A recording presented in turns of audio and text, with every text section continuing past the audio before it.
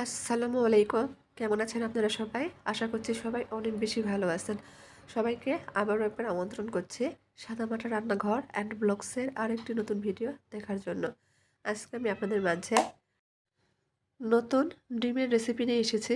এভাবে ডিম রান্না করলে সবাই আঙুল চেটেপুটে খেয়ে নেবে। এতটাই মজার হয়। তো চলেন দেখি রান্নার পুরো প্রস্তুত প্রণালী আপনাদের মাঝে শেয়ার করি। চুলার উপর কড়াই বসে দিয়েছি। দিয়ে দিচ্ছি পরিমাণ মতো তেল। প্রায় 2 থেকে আড়াই টেবিল চামচ মতো তেল দিয়েছি। তেল গরম হয়ে গেলে দিচ্ছি সামান্য পরিমাণ হলুদ গুঁড়া আর লবণ। গরম তেলের মধ্যে লবণ হলুদ দিলে ডিম ভেজে নেওয়ার সময় কালারটা সুন্দর আসবে। এখানে আমি 3টা ডিম সেদ্ধ করে আগে থেকে খোসা ছাড়িয়ে মাঝখান থেকে কেটে নিয়েছি। আজকে ডিম আমি কেটে রান্না করব। একটু সময় নিয়ে ডিমটা ভেজে নিব। চুলার আঁচ লোহিত করে রেখে ডিম ভেজে নিলে কিন্তু ডিমটা আর ফুটবে না।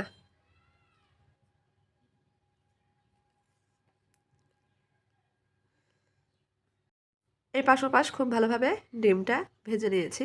তবে একেবারে ভেজে কিন্তু শক্ত করা যাবে না। সেক্ষেত্রে ডিমের সাদা অংশটা রাবারের মতো হয়ে যাবে, খেতে ভালো লাগবে না। উঠিয়ে নিচ্ছি।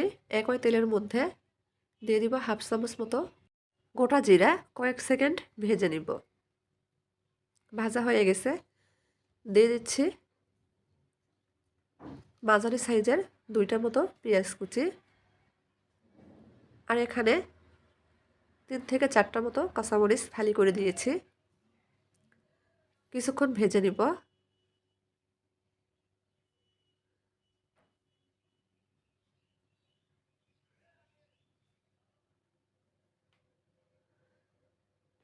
পেঁয়াজ যখন লাল হয়ে আসবে তখন এর মধ্যে দিয়ে দিচ্ছি হাফ চামচ মতো আদা রসুন বাটা।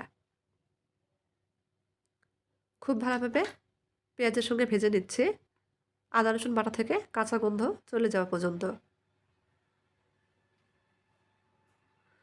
ভাজা হয়ে গেছে। পেঁয়াজ কিন্তু লাল করে ভেজে নিয়েছি।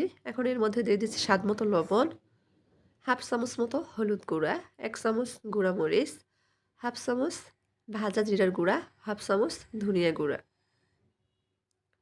নেড়েচেড়ে মিশিয়ে নিব। এভাবে তেলের উপর গুঁড়া মশলাগুলো ব্যবহার করলে খুব সুন্দর কালার আসে। এখন মশলা কষানোর জন্য সামান্য পরিমাণ পানি দিয়েছি। খুব ভালোভাবে কষিয়ে নিব মশলা থেকে তেল ভেসে ওঠা পর্যন্ত। মশলা থেকে তেল ছেড়ে দিয়েছে, কষানো হয়ে গেছে। এখন এর মধ্যে দিয়ে দিচ্ছি আগে থেকে কেটে রাখা আলু।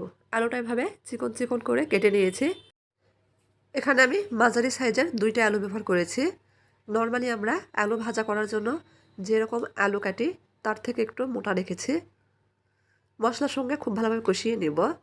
ততক্ষণ পর্যন্ত কষাবো। খুব ভালোভাবে কষিয়ে নিয়েছি। এখন দিয়ে দিচ্ছি সামান্য পরিমাণ পানি। নেড়েচেড়ে মিশিয়ে নিব। ঢাকনা দিয়ে ভালোভাবে আলুটা রান্না করে নিব সেদ্ধ হওয়া পর্যন্ত। যেহেতু আলুটা একটু চিকন চিকন বা পাতলা করে কেটে নিয়েছে, সেজন্য সেদ্ধ হতে খুব বেশি সময় লাগবে না। ঢাকনা খুলে মাঝে মাঝে নেড়ে চেড়ে দিব। আলুতে যে পরিমাণ পানি ব্যবহার করেছি এতে আলুটা আবারও খুব ভালোভাবে কষানো হয়ে গেছে। আলুটা ভালোভাবে সেদ্ধ হয়ে গেছে।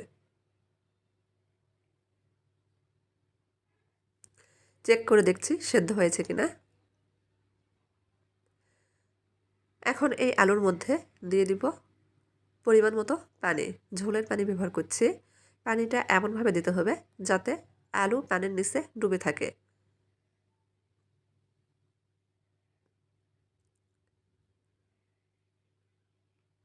নেড়েচেড়ে মিশিয়ে নিচ্ছি। দিয়ে দিচ্ছি আগে থেকে ভেজে রাখা ডিমগুলো।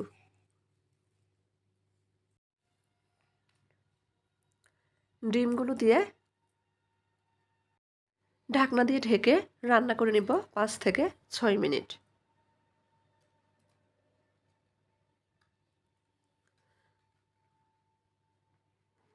6 মিনিট পর রান্নাটা প্রায় হয়ে গেছে। এখন উপর থেকে দিয়ে দিচ্ছি বেশ কিছুটা ধনিয়া পাতা কুচি।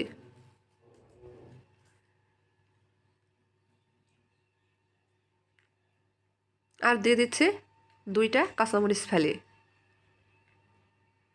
এই সময় কাঁচামরিচ ব্যবহার করলে সুন্দর ফ্লেভার পাওয়া যায়, খেতে ভালো লাগে। ঢাকনাটা ঢেকে আরও মিনিট খানেক মতো রান্না করে নিয়েছি।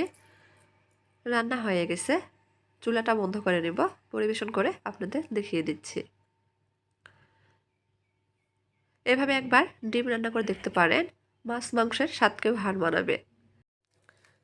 মাছ মাংস ফেলে এটা দিয়েই পুরো ভাত খেয়ে নিতে পারবেন, এতটাই মজার একটি রেসিপি।